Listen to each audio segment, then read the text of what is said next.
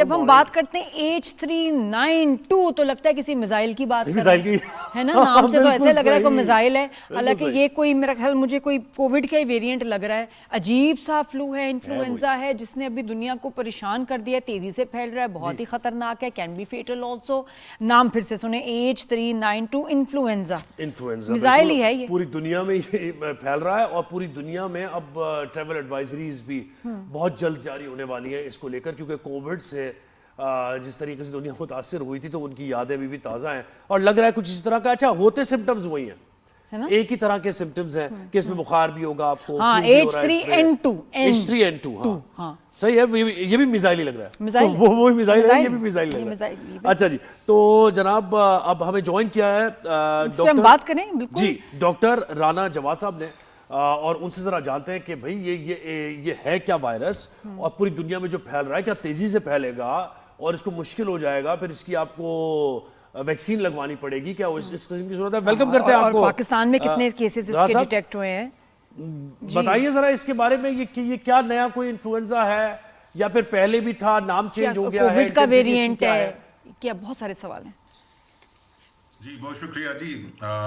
ये ना तो मिसाइल है और ना ही कोई नया वायरस है, ये वायरस भी पुराना है और इन्फ्लुएंजा वायरसेस होते हैं जिन्हें हम ए वायरसेस कहते हैं, और हर साल इनकी कभी कोई ज्यादा प्रीडोमिनेट हो जाता है, कभी कोई दूसरा प्रीडोमिनेट हो जाता है।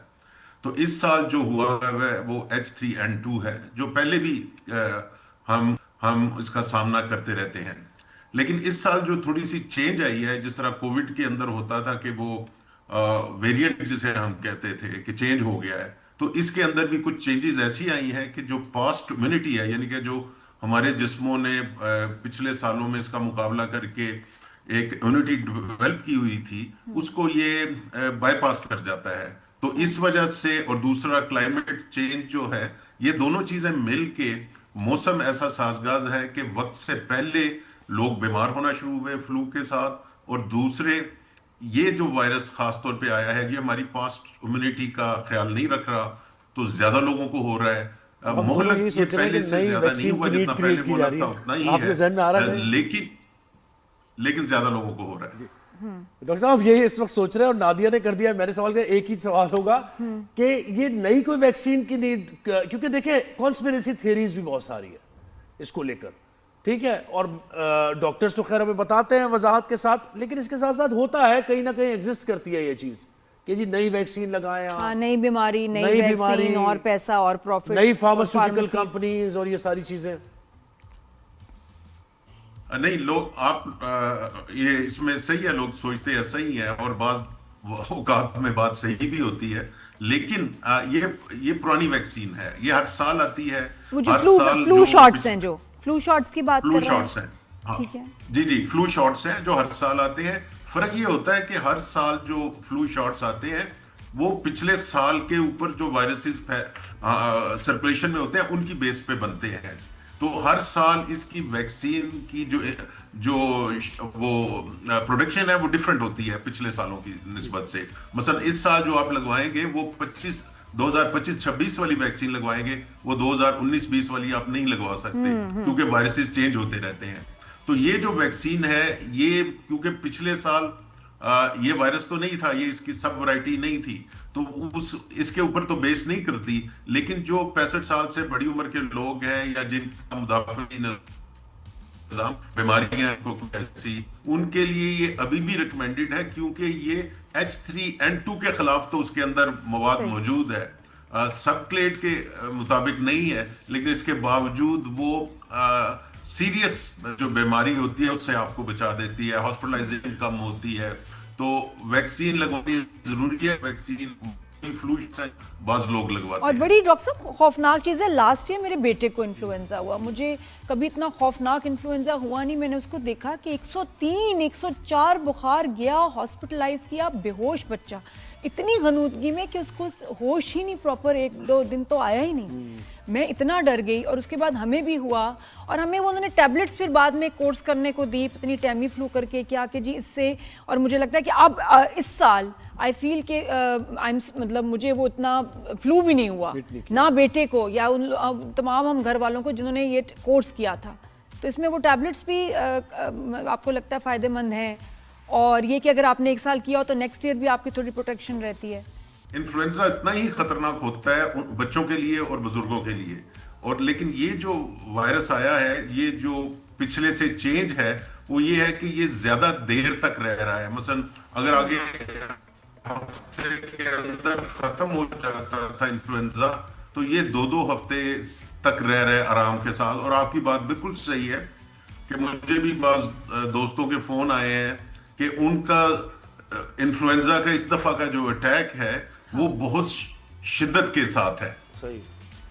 अच्छा, हाँ, और डॉक्टर साहब जब वैक्सीन और ये जब शॉट्स, इसके अलावा इसकी मेडिसिन क्या है, इलाज यानी क्या है इन्फ्लुएंजा का? फिर हॉस्पिटलाइज होते हैं और 1 हफ्ते तक 2-2 हफ्ते तक वो चलता रहता है? ड्रिप्स बहुत देखिए, इसके लिए एंटीबायोटिक्स तो नहीं है इलाज, क्योंकि ये वायरस से होता है। तो वायरस के खिलाफ हमारे पास एंटीवायरल मेडिसिन होती हैं, ये नहीं है कि नहीं होती, लेकिन वो सिर्फ उन लोगों को दी जाती हैं जिनका रिस्क बहुत ज्यादा है, बुजुर्ग है, उनको कोई बड़ी बीमारी है और उनके साथ शिद्दत के साथ हुआ तो उनको एंटीवायरल दी जाती है। रूटीनली एंटीवायरल नहीं दी जा सकती। जो हम अक्सर लोगों को हो रहा है, जो नौजवान है, यंग लोग हैं, उनके लिए यही रिकमेंड है कि वो एहतियात करें, रेस्ट करें, फ्लूइड्स ज्यादा अपने इस्तेमाल में रखें।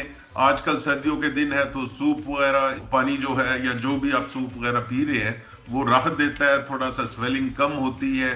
तो और अगर आपके कंजेशन है, नाक बंद है, तो भाप जरूर लें। भाप इज वेरी और डॉक्टर साहब, ये कंटेजियस है, रिलीव करने के लिए कंटेजियस है कि एक से दूसरे को लगेगा, है ना? जी जी बिल्कुल बिल्कुल, बहुत ज्यादा कंटेजियस है और बड़ी तेजी के साथ फैलता है। और एक्चुअली बच्चों के जरिए स्कूलों से ये फैलता है।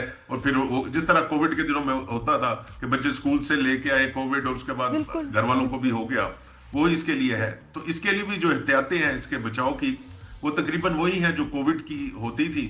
आपने वेंटिलेशन रखें, खिड़की विड़की खोल के रखें जहां पे कोई मरीज है, ताकि वो जो वायरस है वो बहुत ज्यादा तादाद में कमरे में ना इकट्ठा हो, क्योंकि अगर इकट्ठा होगा और वेंटिलेशन नहीं है तो जो दूसरा उस कमरे में आएगा उसको इन्फेक्शन होने का खतरा है। डॉक्टर साहब, हाथ उसी तरह आपस की बात है कि ये हम बचपन से इस तरह के मुख्तलिफ नौइयत के बुखार हम देखते आ रहे हैं। यानी कहते हैं ना कि बहुत सारी चीजें नई आ गई हैं, हमने अपने बचपन से याद है कि कभी बुखार हुआ और वो इंटेंसिटी जो नादिया बता रही है वो हुई, फिर सही हो गई, फिर नॉर्मल सा फीवर भी हुआ, वायरल सर्दियां आई तो फिर आपका गला बैठ गया। तो यही वो इसमें सारी चीजें, कोई ऐसी फेटल कोई इसमें नहीं है बात, मुख्तसरन अगर बात नहीं, it can be fatal also. ये इन्फ्लुएंजा अगर मतलब देखिए जी जी, it can be fatal specially old people और जिनका इम्यून सिस्टम कमजोर है। हाँ। लेकिन ये याद रखिए कि ये जो H3N2 वायरस है, हर साल डिफरेंट वायरस प्रीडोमिनेट करते हैं। तो इस साल का जो H3N2 है, ये पहले भी हम इसका सामना कर चुके हैं और हमें ये पता है कि ये आप दूसरे जो इन्फ्लुएंजा वायरसेस है उससे दुगना मोहलक है। यूके के अंदर चंद साल पहले ये स्टडी की थी कि जिस साल उनका H3N2 आया था तो उनकी 16,000 डेथ्स हुई थी, और उससे पिछले साल जब H3N2 नहीं था तो उनकी 8,000 डेथ्स हुई, यानी कि तकरीबन 100% इसके अंदर ज्यादा अच्छा, तो डॉक्टर साहब, विल फ्लू शॉट हेल्प? आप आखिर में बस बताएं कि अगर फ्लू शॉट लगाते हैं या ये जो इन्फ्लुएंजा की टैबलेट्स का कोर्स है, will this help as a prevention? नहीं जी, टेबलेट्स का कोर्स तो मैं रिकमेंड नहीं करूंगा। Flu shot for vulnerable people is recommended, लेकिन याद रखिए 14 दिन लगते हैं इम्यूनिटी डेवलप होने में उसके बाद। और दूसरी ये है कि वो ये गारंटी नहीं है कि आपको फ्लू नहीं होगा उसके बाद, लेकिन अक्सर ये है कि उसकी शिद्दत कम होगी और कॉम्प्लिकेशंस के चांसेस कम। और किस एज से किस एज तक ये जो है फ्लू शॉट्स लगा सकते हैं? कम से कम और ज्यादा से ज्यादा फ्लू शॉट्स की कोई एज बता दें। जी जी, 65 एंड अबव को तो जरूर लगवाना चाहिए। और बच्चों में? और जो बाकी जिन बच्चों के, देखिए पाकिस्तान के अंदर ये रिकमेंड ऑफिशियली तो नहीं किया जाता, लेकिन बाज़ ममालिक के अंदर तो हर शख्स को रिकमेंड किया जाता है। वो तो कहते हैं कि आप 1-2 साल के भी बच्चे हैं तो आपको ये लगना चाहिए। लेकिन पाकिस्तान के हालात के अंदर आप अगर आप 65 एंड अबव हैं तो जरूर लगवाएं। आपको कोई दायमी बीमारी है, शुगर है, हार्ट की बीमारी है, यानी कि आपका जिस्म में मुदाफत कम है, कैंसर के आप पेशेंट हैं तो आपको भी लगवाना चाहिए। और ये वो एज ग्रुप्स हैं जिनको कवर हमें जरूर करना जी चाहिए। जी, थैंक यू बहुत सो मच शुक्रिया डॉक्टर राणा जवाहर साहब, आपने वक्त दिया।